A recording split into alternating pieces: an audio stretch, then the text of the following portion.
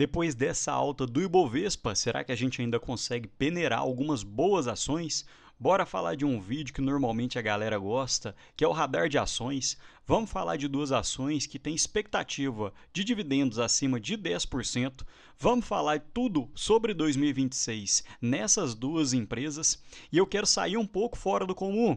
Além do que todo mundo fala, que BB Seguridade está barata, Petrobras está barata. Então eu vou sair um pouco fora dessas gigantes e vamos falar de ações fora do radar. Então bora pro vídeo. E a primeira empresa que eu gostaria de falar é a Wiz, que é uma corretora e vendedora de seguros, que teve uma variação nos últimos 12 meses de quase 90%. E aí você pode me perguntar, Rafael, será que o bonde já passou?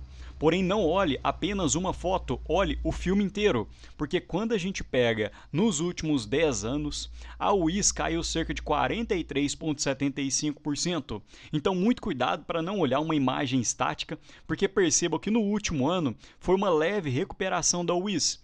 E nós vamos falar tudo sobre essa queda e o porquê que a Wiz vem se recuperando. E para quem não conhece, a Wiz é uma corretora de seguros especializada em bancassurance e distribuidora de consórcios e créditos. E para quem não conhece, bancassurance são empresas que utilizam dos canais dos bancos para poder vender e distribuir os seus produtos, assim como a BB Seguridade e a Caixa Seguridade.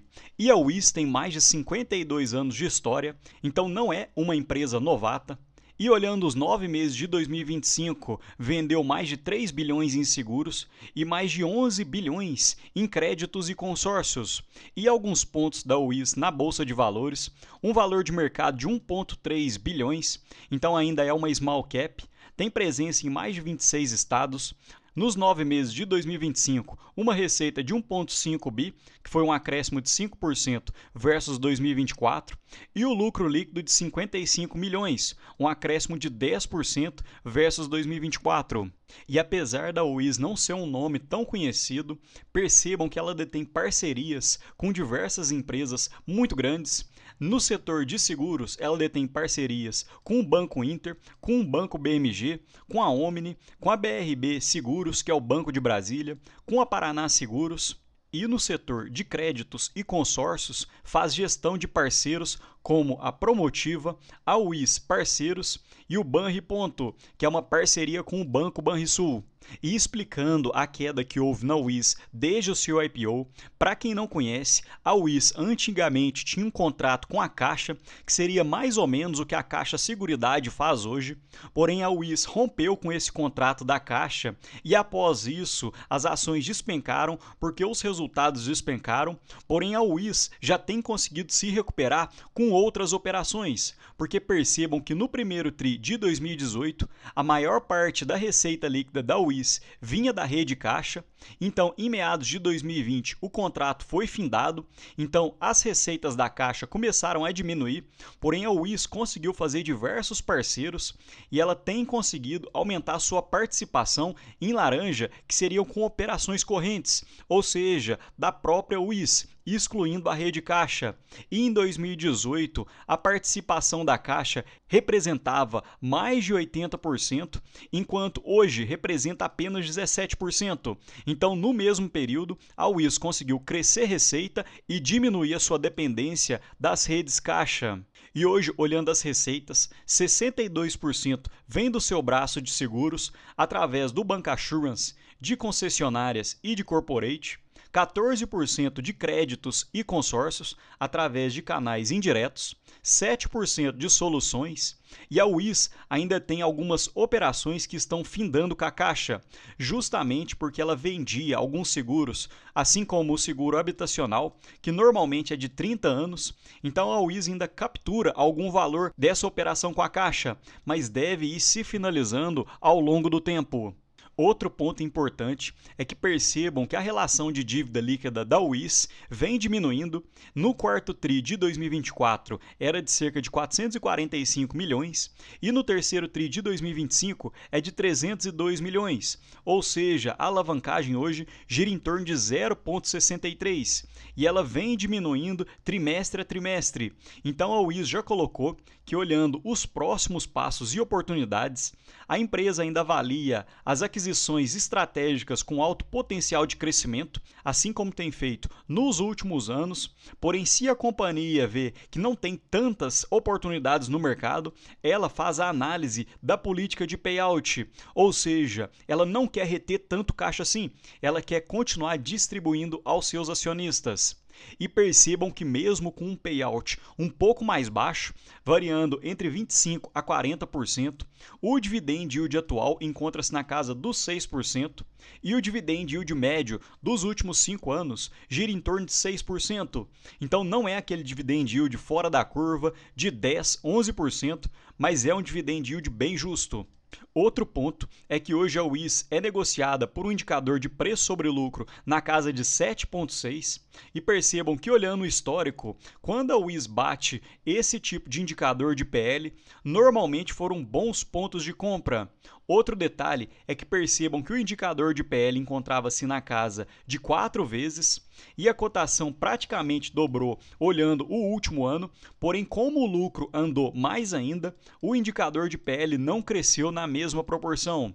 E olhando um pouco da expectativa de dividendos da WIS para 2026, dentro do meu lucro projetado, a WIS ficaria com um preço sobre lucro de 6,34, então com um payout de 25%, ela poderia pagar cerca de 4% de dividendos, de 50%, que normalmente é o que a WIS negocia, pagaria um dividend yield de quase 8%, de 75% pagaria um dividend yield de 11,8%, e se ela pagasse 100% na forma de proventos, pagaria cerca de 15,7% de dividendos. Porém, como a WIS destacou que ela está pensando em alterar sua política de payout e hoje gira na casa dos 40%, então eu acredito que um payout na casa dos 65% para 2026 ficaria bem tranquilo para a empresa, e mesmo assim ela pagaria um ótimo dividend yield na casa de 10,2%. E a segunda empresa que eu tenho ficado de olho, principalmente após a queda recente, é a Marco Polo, que olhando no último ano caiu cerca de 20% na cotação e hoje encontra-se com um PL de 5,96. E muita gente que conhece o canal sabe que eu tenho a Marco Polo em carteira, então ficou muito assustado com essa queda de 20% olhando os últimos meses. Porém, percebam que isso é extremamente normal. Em 2009, ela chegou a cair quase 60%, em 2015 caiu 70%, na pandemia chegou a cair cerca de 60%, e agora essa queda de 20% é extremamente normal. Então, muita cautela, porque quem investe em ações é assim, renda variável, hora ou outra, a sua carteira vai vacilar um pouco, vai diminuir a rentabilidade, mas se você tiver com boas ações, com bons fundamentos, pode ter certeza que em algum momento ela irá se recuperar. E só para destaque, hoje a Marco Polo é a quarta maior ação da minha carteira, com cerca de 13% de representatividade. E falando um pouco mais sobre a empresa, também uma empresa com mais de 70 anos, porque ela foi fundada em 1949 e é uma companhia aberta desde 1978. E falando rapidamente sobre os destaques do terceiro TRI de 2025, um crescimento na receita líquida de 8,2%, um ROIC de 25%, e a Marco Polo, em meados de 2015 a 2016, tinha um ROIC na faixa de 14% e era negociada por um PL de cerca de 9 a 10 vezes. Então agora que a empresa está redondinha, aparentemente o mercado tem batido nas cotações. 51% de crescimento na receita líquida das operações internacionais, vamos falar sobre isso. 13,2% de margem líquida, ou seja, é o que entra diretamente no bolso da empresa. Lucro líquido de 330 milhões e 43% de crescimento na receita de exportações. E esse é um slide que a Marco Polo sempre destaca, que entre 2012 e 2024, a idade média da frota brasileira de ônibus passou de 8 para 11 anos e 4 meses. E quem conhece o mercado sabe que algumas empresas não contratam frotas tão antigas assim, então normalmente tem uma idade média que ela consegue entrar, como por exemplo, quando eu fiz estágio na Fiat, eu lembro que algumas cegonheiras não poderiam ter mais de 10 anos de funcionamento, e nos editais das prefeituras eu também sei que não podem ser ônibus tão velhos assim, então em algum momento essa frota será renovada e a Marco Polo está pronta para capturar. E hoje, olhando em retrospectiva, entre 2010 e 2014 foi um ano de mais bonança. Depois foram as acomodações das compras. Em 2018 até meados de 2024, ficou praticamente estagnado dentro dessa produção de cerca de 23 a 25 mil ônibus. E olhando nos 9 meses de 2025, comparando com 2024, ficou praticamente estagnado. E como eu mostrei no slide dos destaques, as exportações cresceram em 18% e as unidades externas cresceram em cerca de 26,2%. Porém, o que desagradou o mercado foi justamente a parte doméstica no Brasil, em que a produção diminuiu em cerca de 8,2%. Então, isso fez com que o mercado batesse com força nas ações da Marco Polo. E eu acho esse slide fantástico feito pelo pessoal da Trigo no Capital, porque percebam que a receita líquida industrial cresceu em 2019 de 4 bilhões para atualmente em cerca de 8,9 bilhões, ou seja, mais do que dobrou. A margem EBITDA saiu de 7,6% para cerca de 15,5%. O lucro líquido também cresceu de 207 milhões para cerca de 1,1 bilhão. E a margem líquida, que também saiu de 4,8% para cerca de 13,2%. Então a Marco Polo conseguiu melhorar em praticamente todas as suas linhas. Outro detalhe interessante é que a Marco Polo tem um caixa de 1,9 bi e uma dívida total também de 1,9 bi. Ou seja, hoje ela é uma empresa caixa líquido, porque se ela quisesse quitar totalmente a sua dívida, ela praticamente conseguiria. E para quem acompanha a Marco Polo, sabe que ela distribuiu alguns dividendos extraordinários, então esse caixa da empresa pode diminuir no curto prazo, mas mesmo assim eu acredito que a dívida ainda vai ficar extremamente controlada.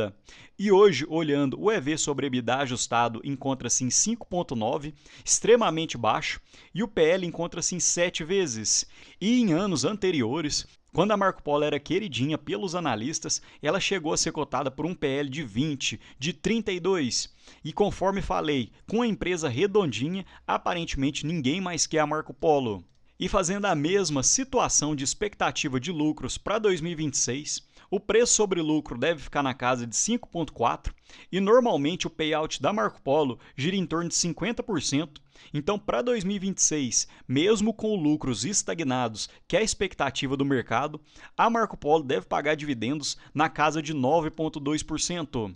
E para finalizar, um detalhe que eu gosto sempre de estar olhando é se os insiders, ou seja, as pessoas ligadas à companhia, estão comprando novas ações. Porque se quem está dentro da empresa está comprando novas ações, isso significa que ele pode estar tendo um olhar diferente do nosso. Ele pode estar vendo que a empresa está melhorando e que os preços ainda estão muito baixos. Então percebam que principalmente após as quedas, em meados de setembro a outubro, alguém de dentro da Marco Polo tem intensificado os aportes com compra de ações que giram entre 6 a 12 milhões.